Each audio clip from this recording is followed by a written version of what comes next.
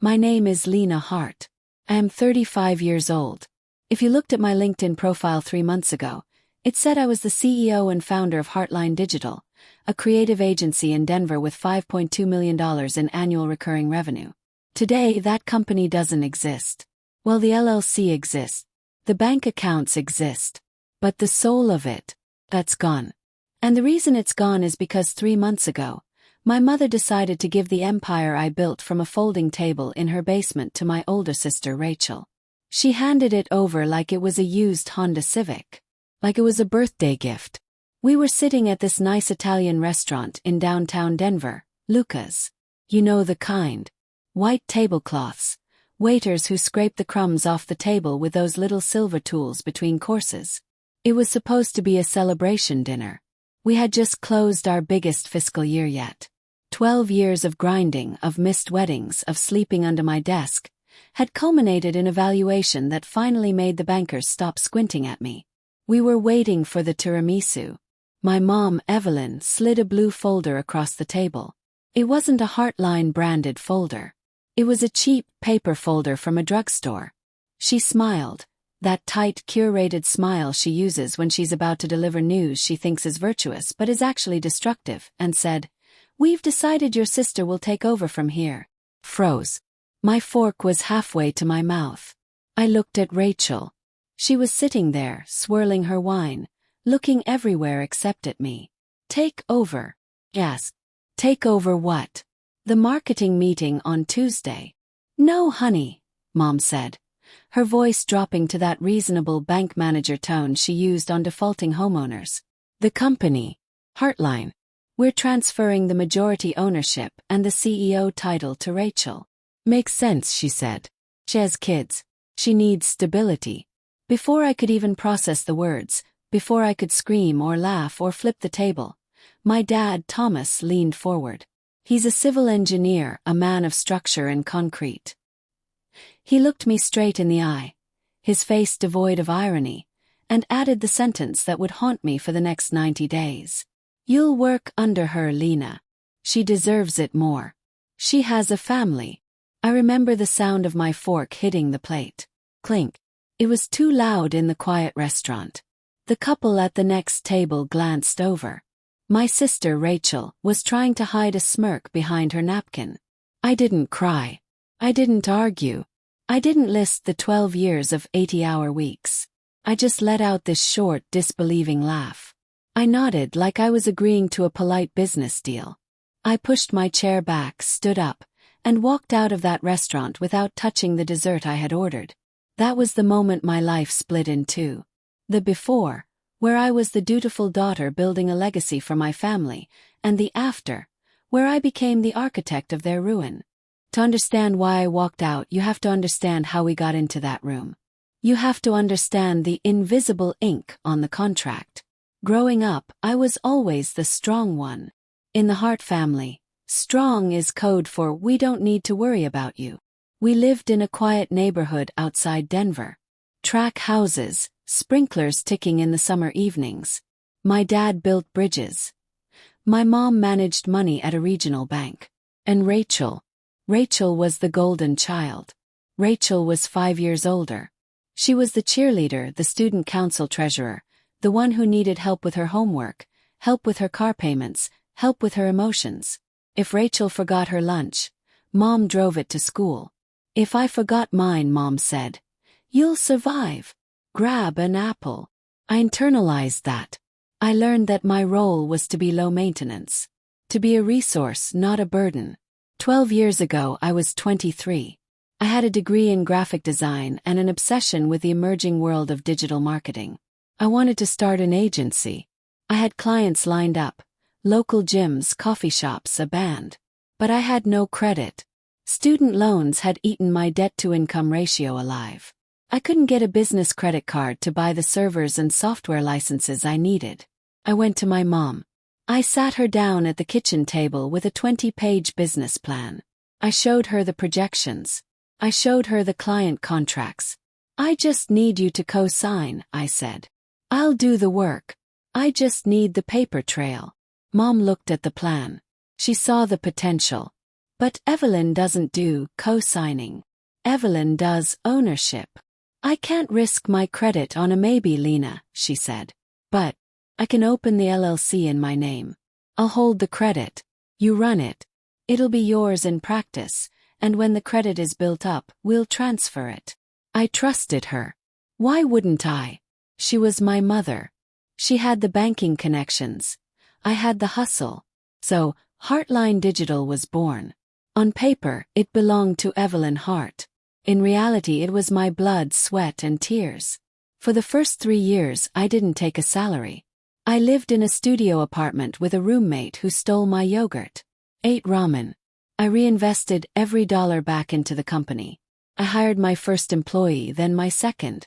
I taught myself how to code, how to manage payroll, how to negotiate leases. Mom would stop by the office once a month.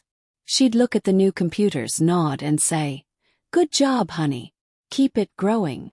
She never asked about the strategy. She never stayed late during a crisis. She just signed the tax returns I prepared for her. I thought my hard work was buying my freedom.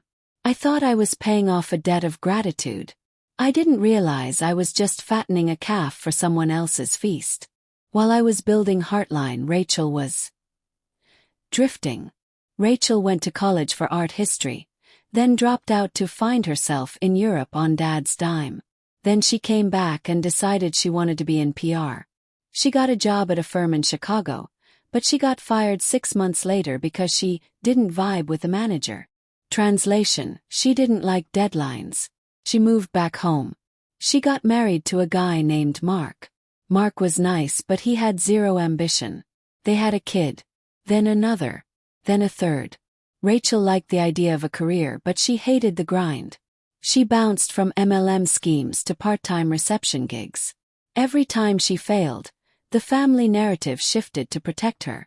"Rachel is just creative," Mom would say. "She needs the right environment." "Rachel has a lot on her plate with the boys," Dad would say. Meanwhile, I was closing deals with Fortune 500 companies. I bought my parents a new HVAC system for their house one Christmas. I paid off the remainder of Rachel's student loans as a gift. When Heartline hit its first million, I thought this bought me respect. I thought the scoreboard was clear. Lena is the CEO.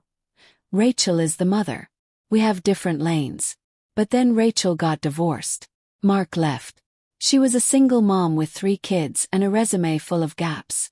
She moved into a condo Mom helped her buy. And suddenly the narrative changed again. Rachel needed stability. Rachel needed a real job. Mom started hinting. "Maybe Rachel could handle some of your social media." Tried. I really did. I brought Rachel on as a contractor to handle basic community management. It was a disaster. She would reply to angry customers with sarcasm. She would forget to post for 3 days straight because one of the kids had a soccer game. I had to let her go gently. I kept paying her a consulting fee for 3 months just so she wouldn't feel bad, but I took away her login credentials. I thought that was the end of it. I thought Mom saw that Rachel wasn't cut out for this industry. I was wrong. Mom didn't see Rachel's incompetence. She saw my rigidity. She saw me as the mean sister who wouldn't share her toys. Which brings us back to Luca's.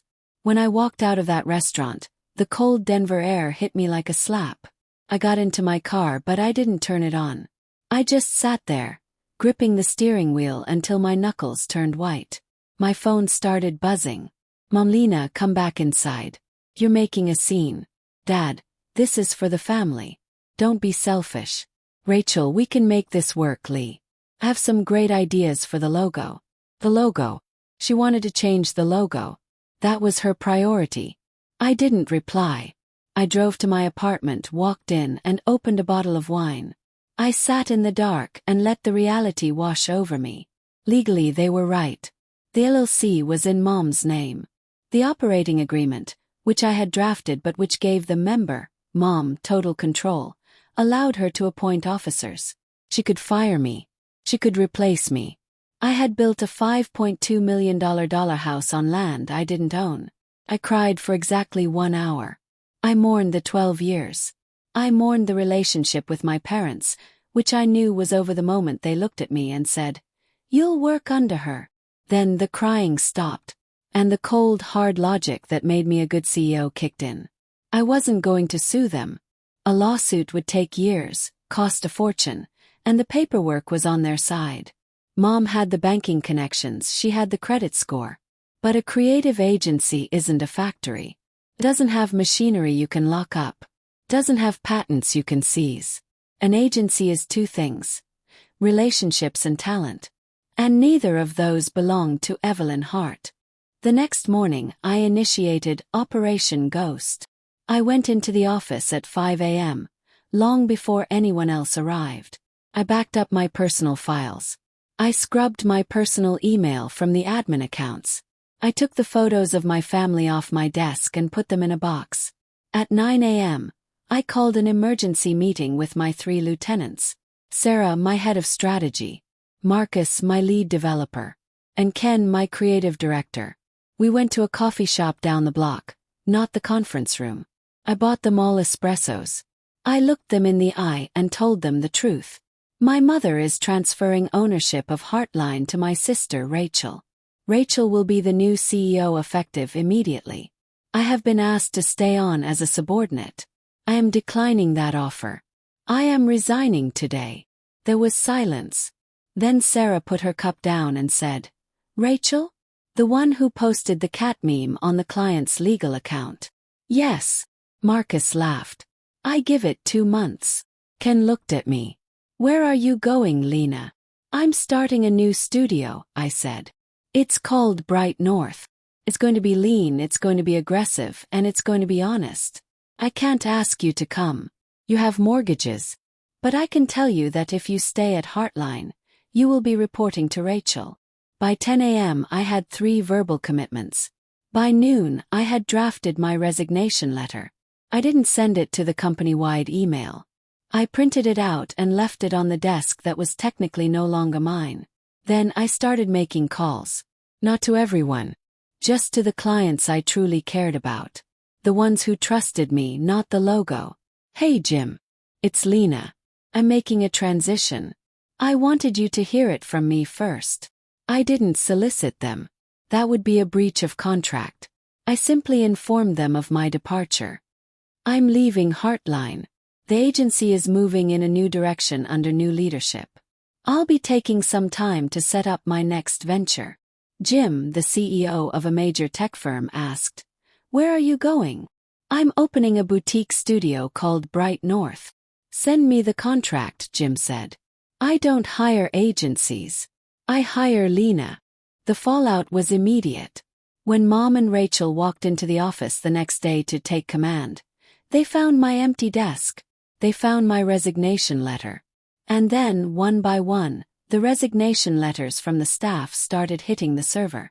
Sarah left. Marcus left. Ken left. My top 2 account managers left. Within 48 hours, Heartline lost 80% of its senior talent. Mom called me screaming, "You're poaching them. I'll sue you." "I didn't poach anyone," I said calmly. "Colorado is an at-will employment state. They are free to leave. And they chose not to work for Rachel. You have to tell them to stay. Rachel needs them." "Rachel is the CEO," I said. "She should inspire them to stay." Hung up. For the next 2 months, I worked out of a co-working space with my defectors. We were Bright North Studio. We were leaner, hungrier, and infinitely happier. We didn't take all the clients. We left the high-maintenance ones, the low-margin ones, the headaches. We left those for Rachel. We took the cream of the crop, the clients who valued strategy and execution. Meanwhile, I heard stories from the Heartline bunker. Rachel tried to institute a creative refresh. She changed the project management software from Asana to Trello because she liked the colors better. It broke the development workflow for 3 weeks. She mandated 9 a.m. roll calls, which pissed off the creatives who worked late. She started bringing her kids to the office, which is fine occasionally, but not when they are running screaming through a Zoom call with a Fortune 500 client. And then the billing error started. Mom, who was supposed to be the financial genius, had entrusted the invoicing to Rachel to teach her the ropes. Rachel forgot to invoice our second largest client for 2 months. When she finally realized, she sent a rude demand letter. The client fired Heartline that afternoon and called me. 3 months. That's all it took. It was a Tuesday night. I was at home cooking dinner with my boyfriend Eli. Eli is a software engineer, the calmest man I know. We were drinking wine, laughing about something when my phone rang. It was Dad. I hadn't spoken to him since the restaurant. "Lena," he said. His voice was shaking. "Hi, Dad. We need you to come in. Tomorrow." "I have a meeting tomorrow," I said. "Lena, please. The bank is calling." Rachel made a mistake with the payroll taxes. And 3 major clients canceled this week. We're hemorrhaging money. We need you to fix it. I turned the stove off. "I can't fix it, Dad. I don't work there." "You built it," he shouted. "It's your mess." "No," I said. "It was my business. You gave it away. Now it's Rachel's mess. She's your sister. She's crying in her office right now. She doesn't know what to do." "Then she should resign," I said. The next day Mom called. Her tone was different. No longer the imperious banker. She sounded old. "Lena," she said. "If we don't fix this, the bank is going to call the loan. The line of credit is secured by the house." "My house?" "Dad's house." Pause. "This was the house I grew up in." "I'm sorry, Mom," I said. "But you told me Rachel needed stability. You told me she deserved it. This is what you chose." "I'll give you 10% back," she offered. "We can restructure. You can be CEO again, but Rachel stays on the board." I laughed. "I have a company, Mom. Bright North. We're doing $2 million in our first quarter. I don't need 10% of a sinking ship. I certainly don't need Rachel on my board." "What do you want?" she asked. "I want you to leave me alone," I said. "And I want you to apologize." She didn't apologize. She hung up. Heartline Digital filed for Chapter 11 bankruptcy 4 months after I left. Rachel had tried to pivot the agency into lifestyle influencer marketing because she thought it was trendy. She spent $50,000 on a launch party that no one attended. She alienated the technical clients. She missed payroll twice. When the bankruptcy hit, the bank seized the assets. The servers, the furniture, the brand name. Since the line of credit was personally guaranteed by Mom and Dad, the bank went after them. They had to sell the house with the new HVAC system I had paid for. They downsized into a 2-bedroom condo in a cheaper suburb. Rachel moved back in with them. I didn't buy the assets. I didn't want the computers. I didn't want the name. I eventually hired 1 or 2 of the junior designers who lost their jobs when Heartline folded, because they were good kids who didn't deserve to suffer from my family's incompetence. But I never spoke to Rachel again. I saw her once, from a distance, at a grocery store. She looked tired. She was yelling at her youngest son. She didn't see me. I didn't wave. People ask me if I feel guilty. They say, "Family is family." They say, "You could have saved them." And maybe I could have. I could have gone back. I could have worked 90 hours a week to clean up Rachel's mess. I could have let them yell at me and undermine me and use me as a battery to power their golden child's life. But I realized something that night at Luca's.